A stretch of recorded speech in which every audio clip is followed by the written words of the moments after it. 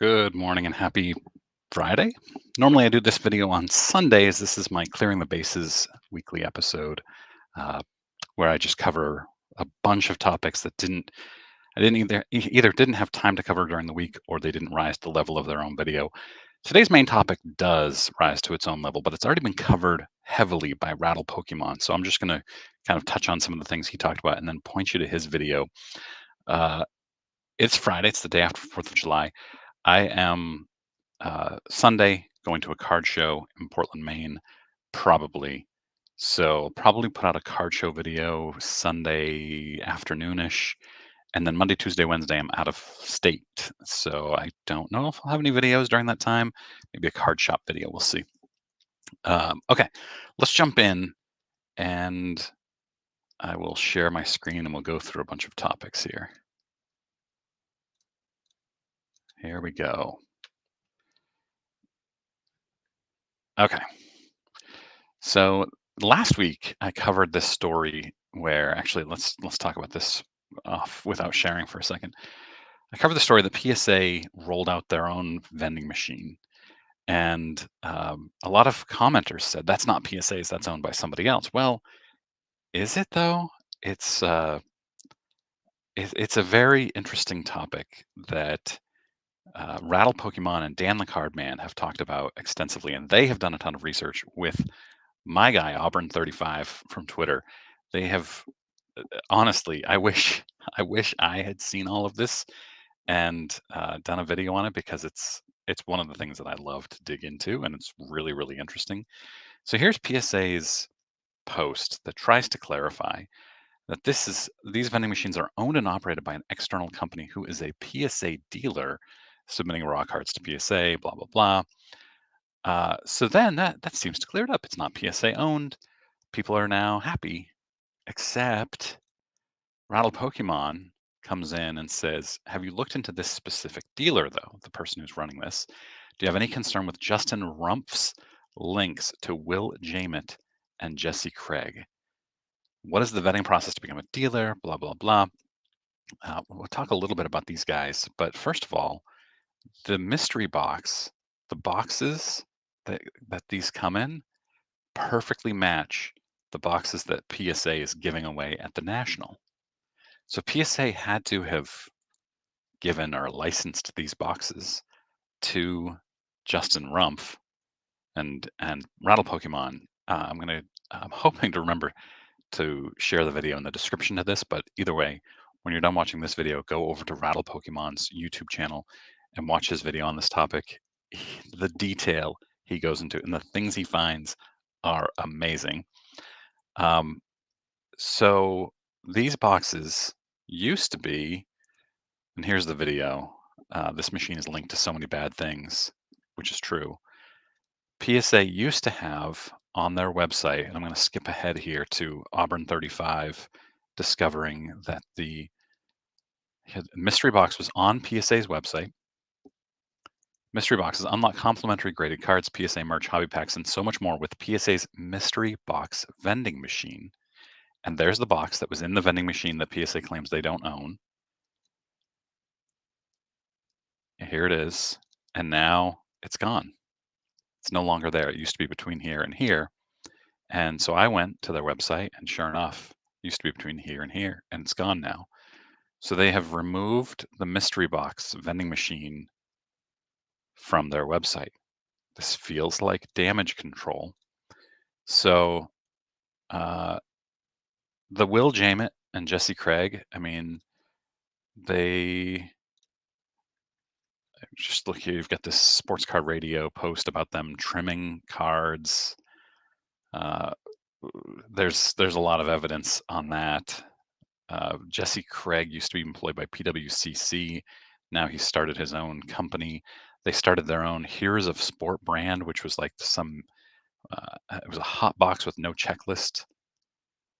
So it's pretty interesting. And so the question is PSA lying here when they talk about it not being a PSA owned, or are they skirting around what it really is? It's not owned and operated by PSA, but Is it licensed by PSA?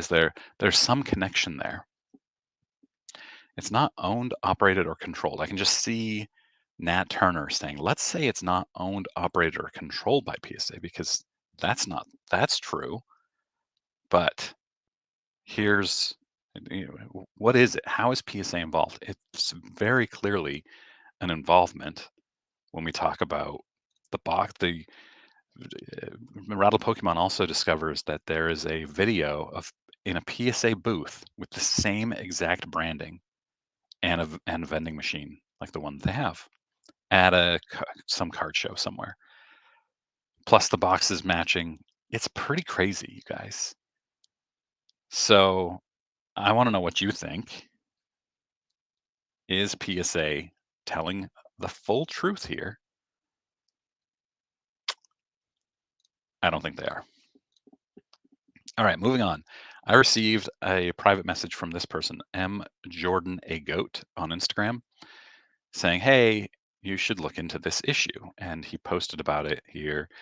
Uh, he said this Jordan autograph was a fake. The card is real, autograph's fake. And I was asking him, "How can you tell?" And he's like, I look at so many Michael Jordan autographs. This one's fake. All the other ones that he's found are real. And I have a pea brain, and so I was having a hard time comprehending. And it even comes with, let me see if he's got it here. It comes with some cert from Upper Deck, and he showed me why he thinks the cert is fake too. It seemed legit, but I didn't have enough to run with it. I didn't understand it enough. And then, and he tagged Nat Turner and PSA, and within 12 hours, the cert had been deactivated. So, pretty interesting. But PSA never responded, and neither did Nat Turner. Speaking of PSA deactivating certs, going back to the vending machine, PSA, whoops, sorry, PSA on the vending machine, it had two cards. One of them was like a rare Charizard Pokemon card, and one of them was a 86 Fleer Jordan. And the Charizard cert, Rattle Pokemon or Auburn 35, somebody discovered that that cert has been deactivated. So that card definitely isn't in the box, the vending machine, and um, the Jordan isn't deactivated, but it's highly unlikely that it's in the vending machine. All right, moving along. Walmart, yeah, exciting news incoming. If you sell collector's items, you can have a priceless experience with 0% referral fees through our collectibles experience. Uh, this was all over social media over the past week. Everybody's really excited about selling on Walmart, and I've got to ask why. Why do we need a? Why do we need another selling platform when we have 7,012 already? And B, why Walmart? Why would people be excited about selling on Walmart? Because there are a lot of eyes on there. Sure, I just don't know why when it's loaded with junk in the Walmart marketplace. I don't know. Somebody explain it to me. All right. I normally wouldn't share this because this is not important to me. Panini unveils Caitlin Clark collection boxes and look for autographs, college basketball, all-time scoring leader, blah, blah, blah. You got some cards, you got some photos. There's a card here. There's a card. Not interesting to me, to be honest, except Women on Tops, which is a great Instagram account, found that the cards, one of them is a numbered card saying "Aye, aye, Captain," and they are on a boat. Okay. And then the other one that she found is a card where Caitlin is a kid sitting with her dad, and the card says, "Father always knows best." Why? Who authorized these? Who This is so weird. And I thought, oh, these have to be fake. But no, she says these are unfortunately real. Uh, These are very, very strange. But maybe Panini likes maybe they're like, "What's gonna get us attention? Let's be weird." Alright, now we get to the more, I don't know, fun topics here. NBA tickets or really tickets to events are hard to come by now, but somebody had a full Victor Wembanyama NBA debut ticket. They graded a 10. There it is. Uh, it's unfortunate that the ticket is so bland, but there's the ticket. And it sold for 1,900 bucks. That's pretty cool. You got to wonder if that, you know, if you if you could get that signed, that would be pretty cool.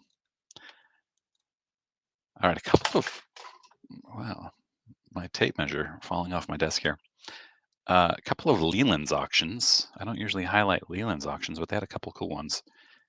Ty Cobb and Babe Ruth signed this at the 1939 Hall of Fame induction. This was the opening of the Hall of Fame. The first induction ceremony was in 1939.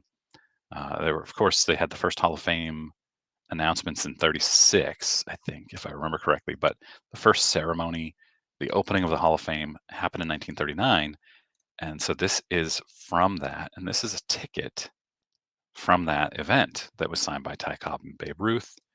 Very cool. Sold for $13,000, which feels like a bargain, but maybe because the ticket's in such poor condition and the Cobb is almost not even noticeable.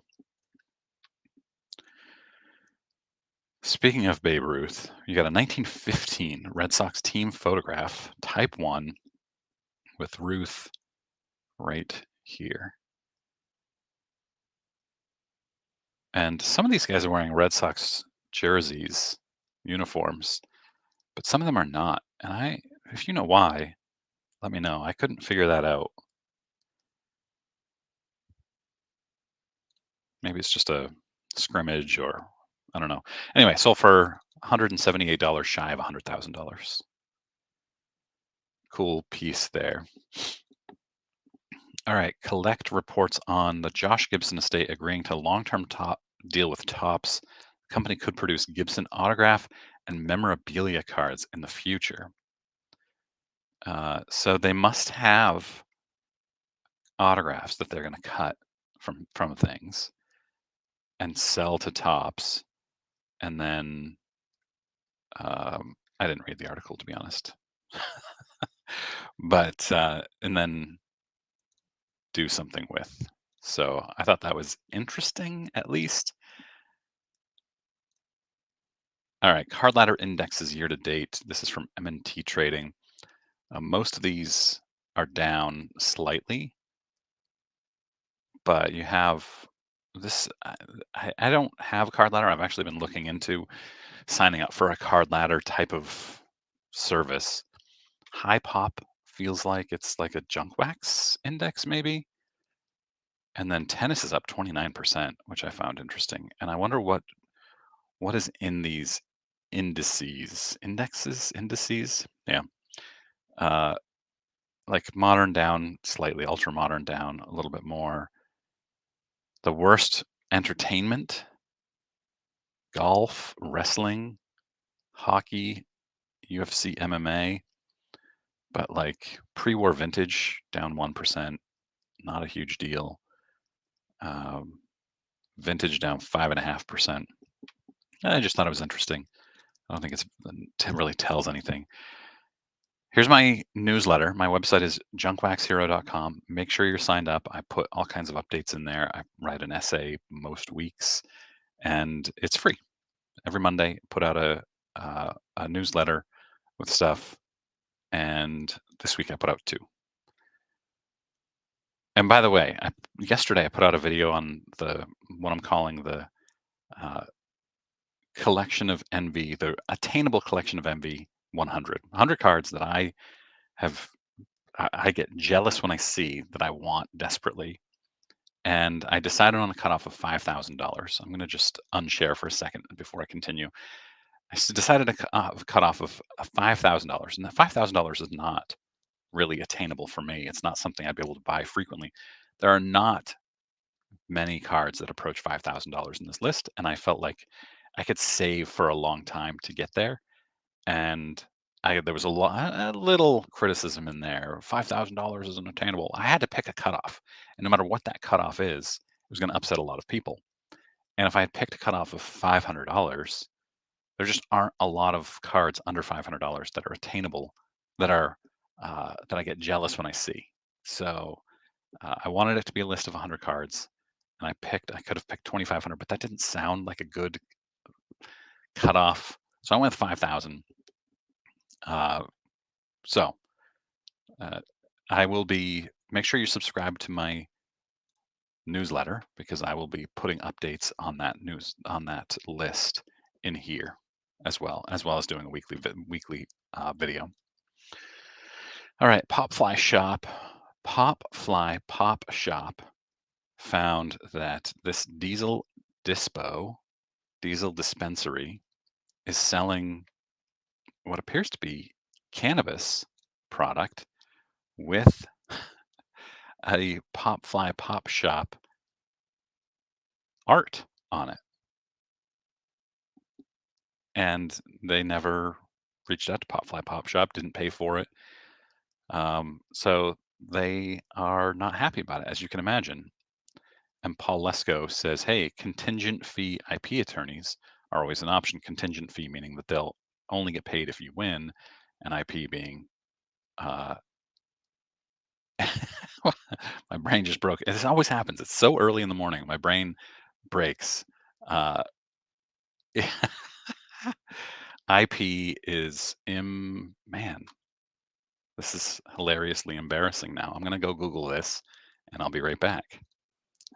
Intellectual property. Man, that is embarrassing, of course. IP, intellectual property, things that you own, like art with Pop Shop. Whew. Okay. Now, Pop Shop does have an update here.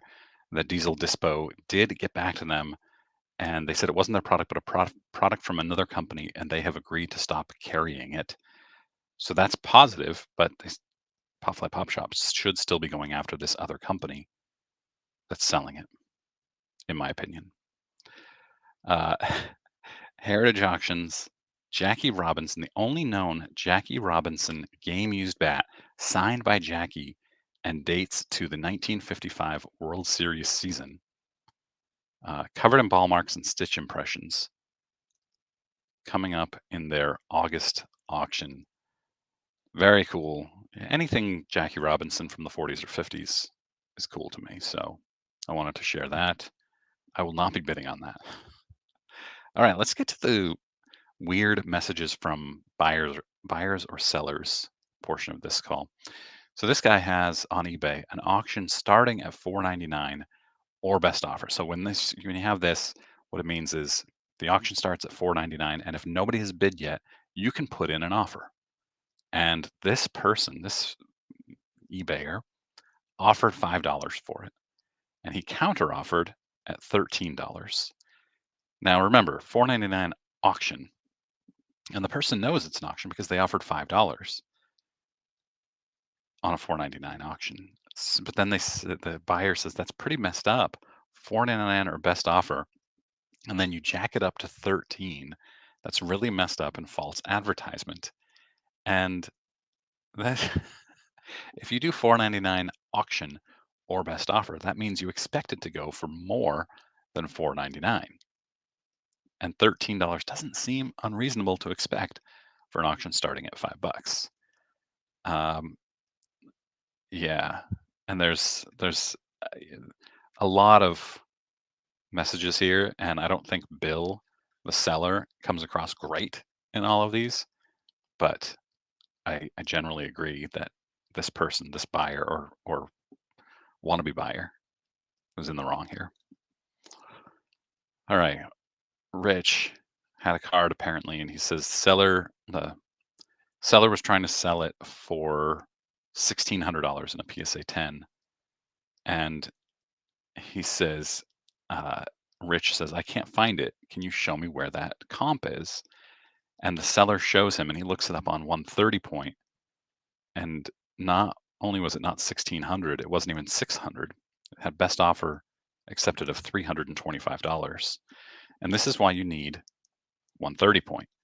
And I'm going to do a video on this at some point.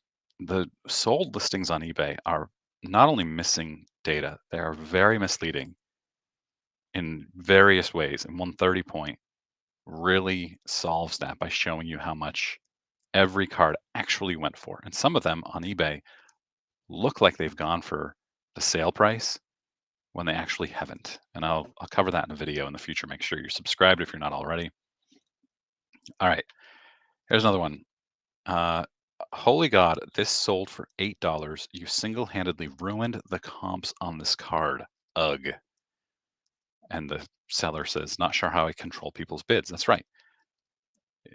Cards go for what they're worth, what people will pay for them. If you have this card priced at $80, it's not worth $80. Sorry, this I see this all the time.